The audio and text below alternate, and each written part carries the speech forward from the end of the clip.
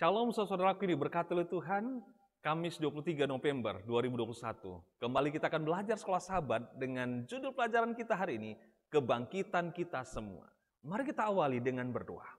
Bapa di surga, terima kasih oleh karena kemurahan Tuhan yang senantiasa menjadi bagian kami. Kami kembali akan belajar firman-Mu melalui pelajar sekolah sahabat hari ini. Tuhanlah yang mengasihi dan memberkati kami. Dalam nama Yesus kami berdoa dan ucap syukur. Amin. Saudara-saudaraku yang dikasihi oleh Yesus Kristus, dengan terang yang ditambahkan di perjanjian baru, pada akhirnya dikeluarkannya Musa dari tanah perjanjian, tidaklah kelihatan seperti sebuah penghukuman. Gantinya kanan duniawi dan berikutnya sebuah Yerusalem duniawi, di mana tempat ini menurut sejarah telah menjadi sebuah tempat peperangan, penaklukan, dan penderitaan. Yerusalem surgawi, seperti tertulis dalam Ibrani 12 ayat 22. Bahkan sekarang adalah menjadi rumah Musa, sebuah tempat tinggal yang lebih baik tentunya daripada Yerusalem duniawi. Musa adalah contoh yang dikenal pertama di dalam Alkitab tentang kebangkitan orang mati.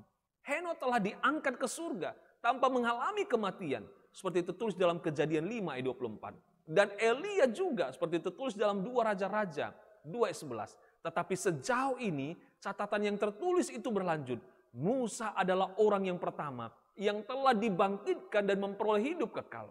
Tetapi beberapa lama Musa tertidur di tanah itu kita tidak mengetahui. Tetapi sejauh itu dia tetap dijaga. Hal itu tidak jadi masalah. Dia menutup matanya dalam kematian. Dan apakah itu 300 tahun? Bagi dia sama saja. Hal itu juga sama dengan semua orang yang mati sepanjang sejarah. Pengalaman mereka, paling tidak beberapa lama orang itu mati, tidak akan ada perdebatan jika dibandingkan dengan Musa. Kita menutup mata ketika dalam kematian. Dalam hal berikutnya yang kita tahu adalah apakah kedatangan Yesus kedua kali atau yang sangat disayangkan penghakiman kekal. Kita dapat melihat dalam Wahyu 20 ayat 7-15. Marilah baca firman Tuhan dalam 1 Korintus 15 ayat 13-22. Janji luar biasa apa yang ditemukan di sini. Dan mengapa kata-kata Paulus akan berarti jika kita mengerti bahwa orang yang mati atau tidur dalam Kristus sampai pada waktu kebangkitan. Tanpa pengharapan kebangkitan, kita tidak memiliki harapan sama sekali. Kebangkitan Kristus adalah jaminan kebangkitan kita. Setelah menyucikan dosa kita, disalib sebagai domba yang dikorbankan, Kristus mati dan bangkit dari kematian. Dan karena kebangkitannya, kita memiliki kepastian akan kebangkitan kita. Dengan Musa yang menjadi contoh pertama dari seorang manusia yang sudah jatuh, yang dibangkitkan dari kematian.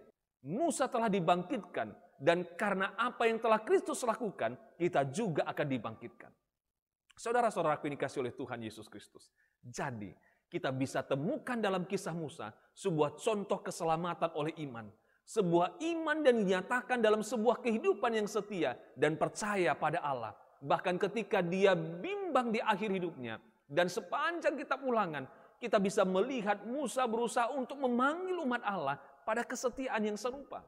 Ini sebuah respon kepada kasih karunia yang diberikan kepada mereka. Sama seperti itu telah diberikan kepada kita.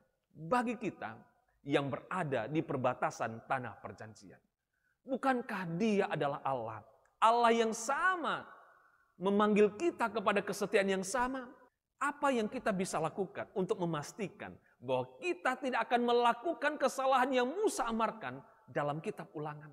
Saudara-saudaraku yang diberkati oleh Tuhan, betapa indahnya dan merupakan satu kabar baik pelajaran yang kita pelajari hari ini. Kiranya Tuhan akan menolong kita sehingga kita bertumbuh di dalam iman dan kerohanian. Untuk mengakhiri pelajaran hari ini, marilah kita berdoa. Bapa di surga, terpujilah Tuhan buat pelajaran hari ini yang telah kami pelajari. Diberkatilah kiranya kami dengan damai sejahtera dan iman kami bertumbuh untuk berkat firman-Mu. Berkati seluruh pemirsa yang telah mempelajari pelajaran ini. Kiranya dengan kemurahan Tuhan kami akan dapat kembali belajar firman-Mu menurut waktu yang Tuhan sediakan. Dalam nama Yesus kami berdoa dan mengucap syukur. Amin.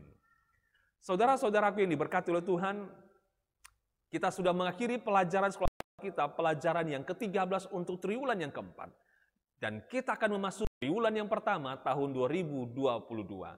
Jika saudara ingin mendapatkan ringkasan pelajaran sekolah sahabat, saudara-saudara boleh mengunjungi link video ringkasan Sekolah Sabat yang tertera di deskripsi video ini. Kiranya Tuhan Yesus memberkati kita.